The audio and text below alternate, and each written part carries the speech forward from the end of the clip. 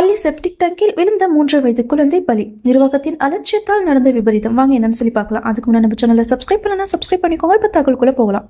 விக்கிரவாண்டியில் செயல்பட்டு வரும் தனியார் பள்ளியில் கழிவுநீர் தொட்டியில் விழுந்து 3 வயது குழந்தை லியா லட்சுமி உயிரிழந்த சம்பவம் சோகத்தை ஏற்படுத்தியுள்ளது. விழுப்புரம் மாவட்டம் விக்கிரவாண்டியில் தனியார் பள்ளி ஒன்று இயங்கி வருகிறது. இந்த பள்ளியில் பழனிவேல் சிவசங்கரி தம்பதியரின் 3 வயது குழந்தை லியா லட்சுமி எல்கேஜி படித்து வந்தார்.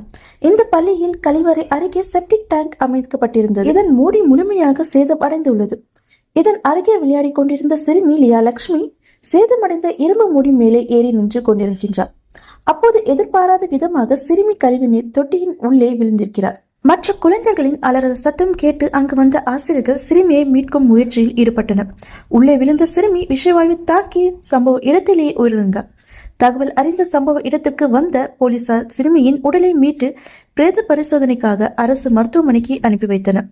பள்ளி நிர்வாகத்தின் கவன குறைவு காரணமாகவே இந்த விபத்து நடந்துள்ளதாக உயிரிழந்த குழந்தையின் பெற்றோர் குற்றம் சாட்டியிருக்கின்றனர்.